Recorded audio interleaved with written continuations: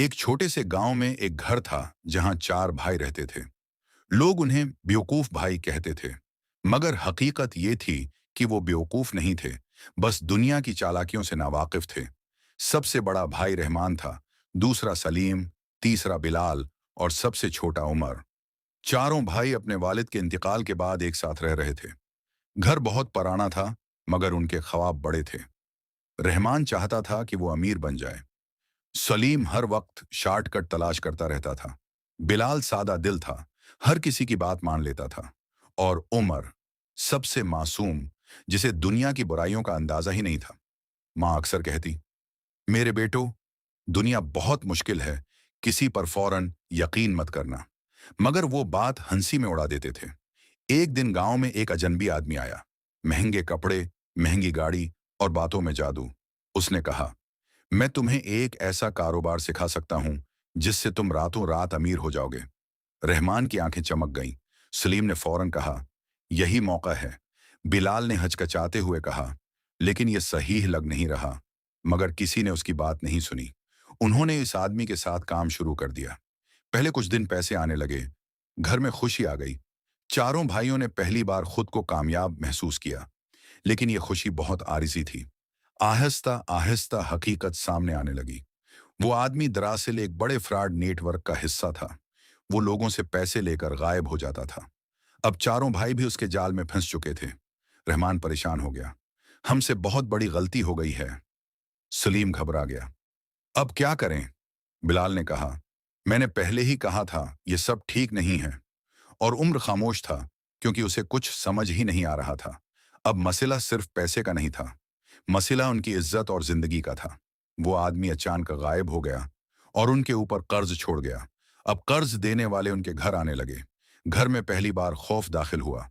रात को दरवाजे पर दस्तक होती। पैसे कहाँ हैं? माँ रोती रहती।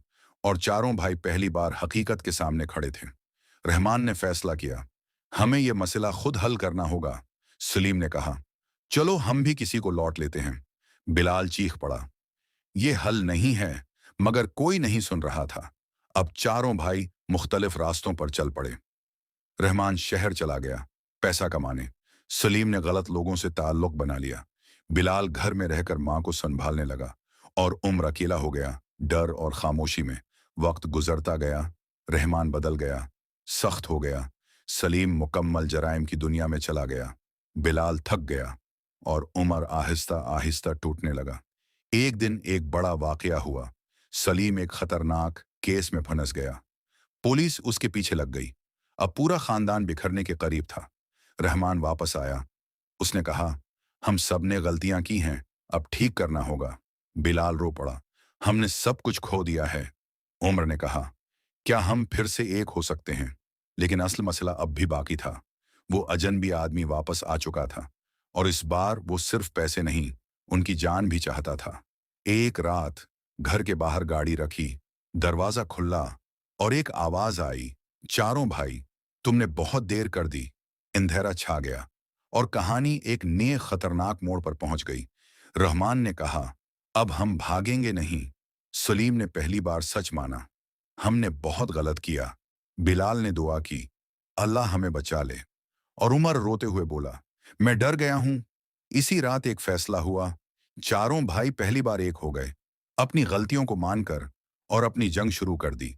अगले दिन वो इस आदमी का सामना करने गए। वो जगह एक पुराना वीरान गोदाम था, जहां से सच और झूठ का खेल शुरू हुआ था। आदमी मुस्कुराया, तुम वापस आ गए? रहमान ने कहा, हम डरने नहीं आए। और फिर एक बड़ा इंकिशाफ हुआ। वो आदमी कोई आम फ्रॉड नहीं था। वो उनके वालिद के पुराने दुश्मन का बेटा था। और ये सब एक बदले की कहानी थी। चारों भाई सकते में आ गए। ये सिर्फ पैसे का मसला नहीं था, ये एक पुराना इंतकाम था। अब फैसला उनके हाथ में था, भागें या मुकाबला करें। उन्होंने मुकाबला करने का फैसला किया। एक शदीद टकराव हुआ, चीखें, दौड़, धुएं, खौफ, और आखिर में वो अजनबी आदमी पकड़ा गया। लेकिन असल जीत ये नहीं थी। असल जीत ये थी कि चारों भाई दोबारा एक हो गए थे। रहमान ने कहा, हम बेवकूफ नहीं थे, हम बस सीख रहे थे। सलीम ने मुस्कुराकर कहा, अब हम समझदार हैं। बिलाल ने कहा, اصل طاقت ساتھ رہنے میں ہے۔ اور عمر نے صرف اتنا کہا، ہم ساتھ ہیں